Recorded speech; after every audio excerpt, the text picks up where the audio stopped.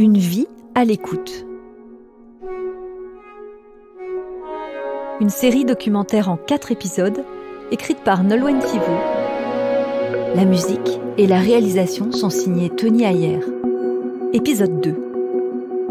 C'est quelqu'un qui se sent concerné.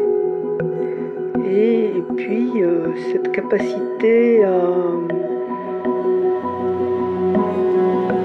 une écoute très profonde, une présence réelle.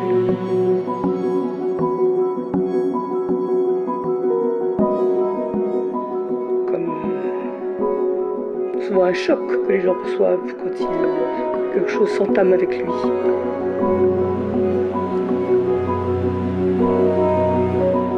Dans l'épisode précédent, je vous parle d'un psychiatre psychanalyste particulier dont j'ai fait la rencontre. Il s'appelle Lucien Coq. C'est un chercheur qui collabore avec des confrères et des consoeurs. Il propose de travailler à plusieurs autour d'un ou d'une patiente dans une approche participative. Je l'ai invité à revisiter sa pratique pour qu'il puisse expliquer comment il a forgé son écoute tout au long de sa carrière. Il a rencontré le docteur Liliane Mittelmann car elle avait besoin d'un regard externe à propos de quelques patients. Elle me reçoit dans son cabinet. Son adresse m'avait été donnée pour un ami que j'avais qui était en grande difficulté et donc je l'avais adressé effectivement à Lucien Coq et il y a eu une sorte de bascule dans sa position de cet ami par rapport à des idées suicidaires. C'était très, très, très lourd, qui m'a beaucoup interpellée dans ce qu'il m'a restitué de cette séance. Et puis, je lui ai adressé d'autres personnes. J'étais moi-même en travail avec quelqu'un qui m'avait donné son nom. Et les retours que j'avais me donnaient chaque fois une image un peu différente de lui. Il m'intéressait déjà et j'ai été très curieuse de le rencontrer. Et donc, je suis allée le voir pour un travail qu'on appelle de supervision, de contrôle, pour parler de mes cas, de situations difficiles. Et c'est comme ça que ça a commencé par un travail de supervision. Et puis, peu à peu, ça s'est transformé en une collaboration étroite, une amitié et beaucoup d'échanges. Et j'imagine que c'est pas en 2 minutes qu'on passe en fait d'un statut où il y a de la supervision, donc il y a quelque chose de hiérarchique, et qu'on glisse comme ça vers l'amitié. Reste toujours un référent, un superviseur ou pas du tout? Ça reste un référent parce que effectivement il a une grande capacité de théoriser, de faire passer beaucoup de choses. Mais vous savez, quand on est en supervision, en contrôle, on parle aussi de soi. C'est quelqu'un qui se sentait concerné par ce qu'on amenait. Et puis, cette capacité à une écoute très profonde, une présence réelle,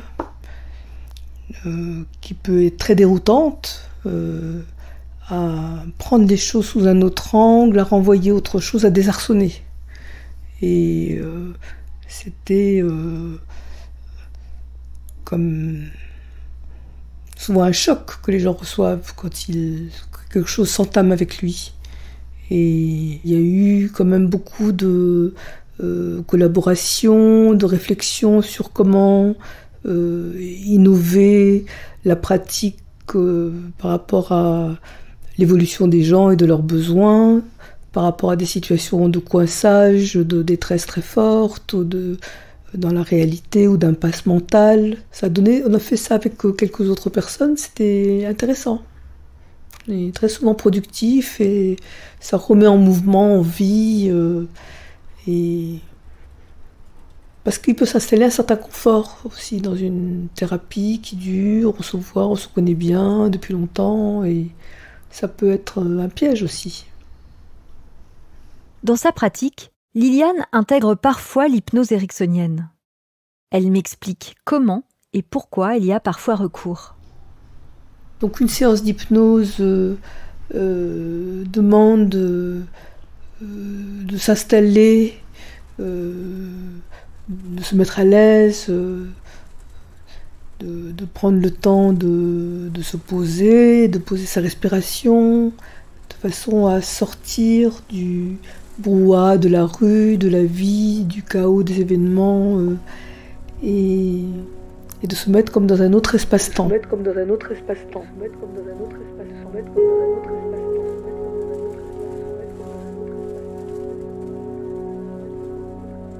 Comme si le temps allait maintenant s'élargir et devenir illimité.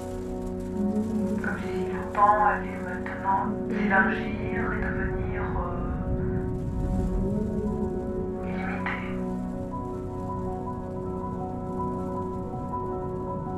Donc j'invite la personne à approfondir sa respiration, à installer une tranquillité, à observer les endroits de tension, celles qui ne relâchent pas, et de se mettre en observation de ce qui se passe. La personne, je vais l'inviter à choisir ce qu'elle a envie de traiter. Je vais trouver des images qui me viendront en fait par la personne. C'est toujours un peu une sorte de pari. Je me dis, est-ce que je vais trouver aujourd'hui ? Mais ça vient.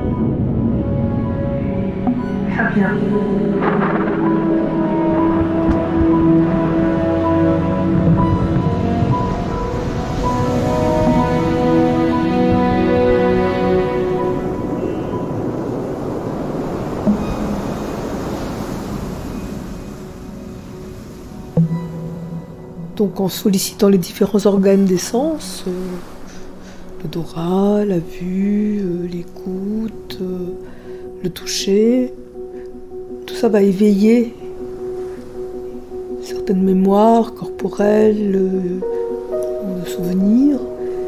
Et je lui demande de m'informer aussi de comment ça se passe par un petit geste. Et je parle aussi plus doucement, plus lentement. Je me mets moi-même dans un état un peu hypnotique.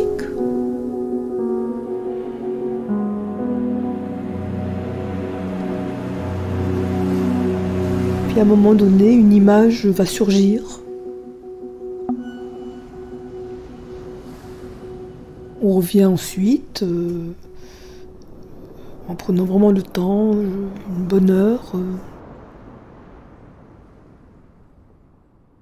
Puis un moment de restitution, la personne va parler de ce qu'elle a vécu, de ce qu'elle a retenu, de ce qui lui est arrivé.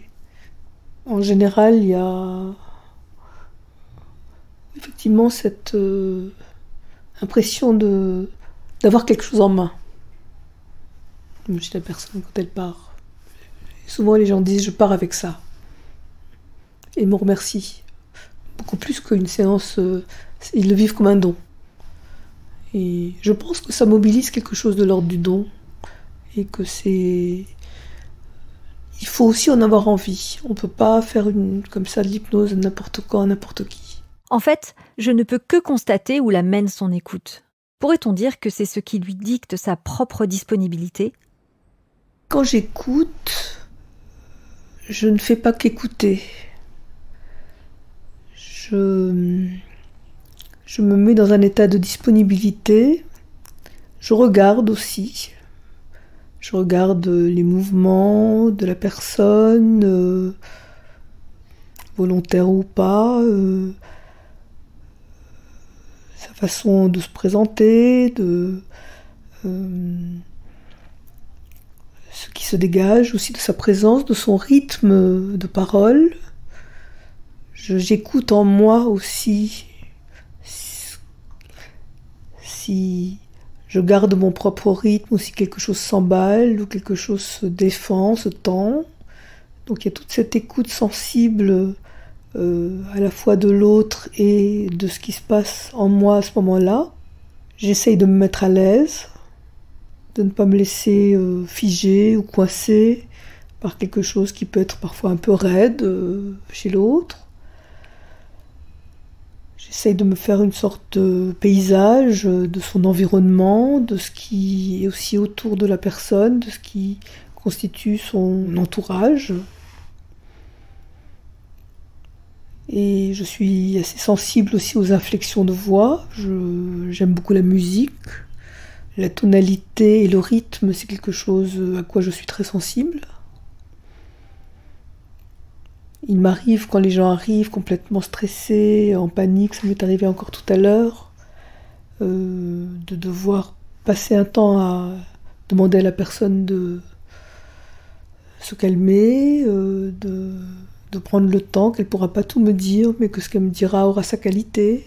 Donc c'est à la fois cette ouverture et disponibilité, cette réception, et en même temps, assez vite, j'essaye de situer là où je peux mobiliser quelque chose en moi pour renvoyer quelque chose à la personne, un message, quelque chose de ce qu'elle m'envoie, de ce qu'elle m'adresse, pour qu'elle ait un retour qui peut être aussi minime soit-il, mais pour ne pas être que dans la réception, justement.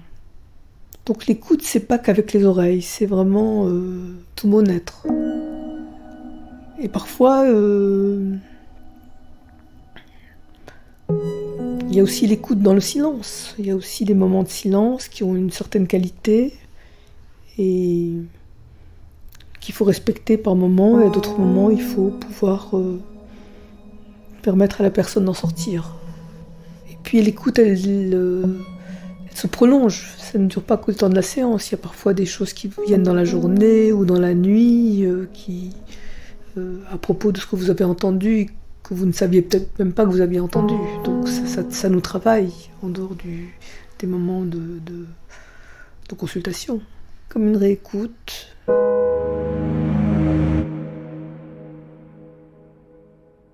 Et moi je pense que le travail qu'on peut faire après les séances, moi j'écris beaucoup, j'échange aussi toujours beaucoup avec Lucien Coq, même par les mails. Ça donne aussi cet espace de réécoute de la situation dans un état où on n'est pas directement percuté par la pression qu'exerce le patient, par la pression de ses pressions, de ses demandes, et cette distance est absolument nécessaire. On ne peut pas travailler qu'en séance.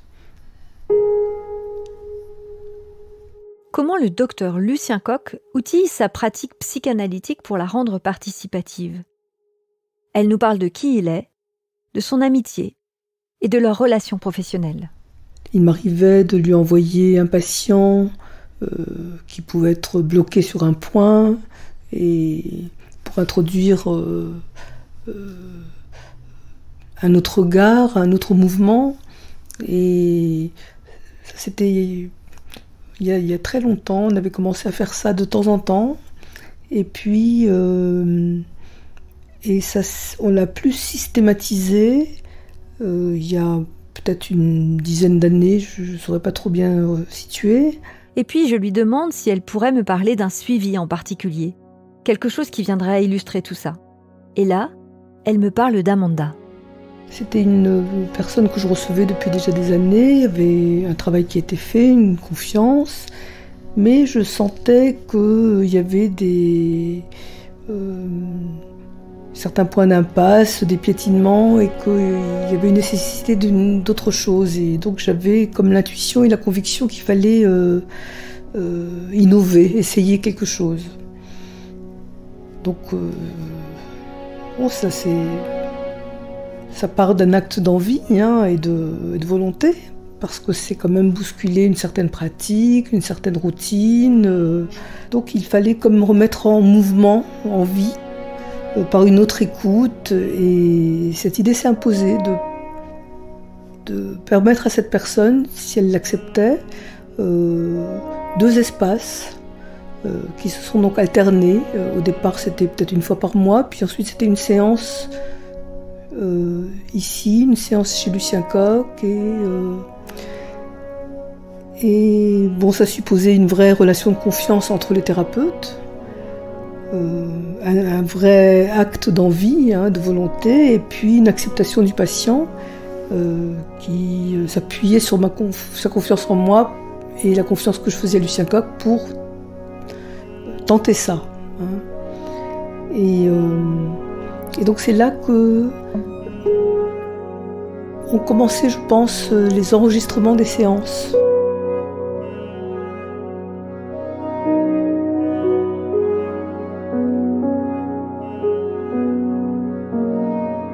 Ainsi donc, Amanda se rend en alternance chez Lucien Cock et chez Liliane Mittelman.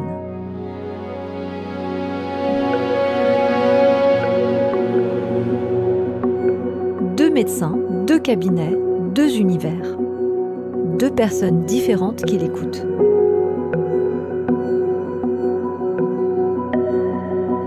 Qu'est-ce qui peut pousser une personne en traitement analytique à collaborer de la sorte ? Que pouvait-elle tirer de cette expérience thérapeutique ? Il se trouve qu'elle a accepté de m'en parler. Oui, allô ?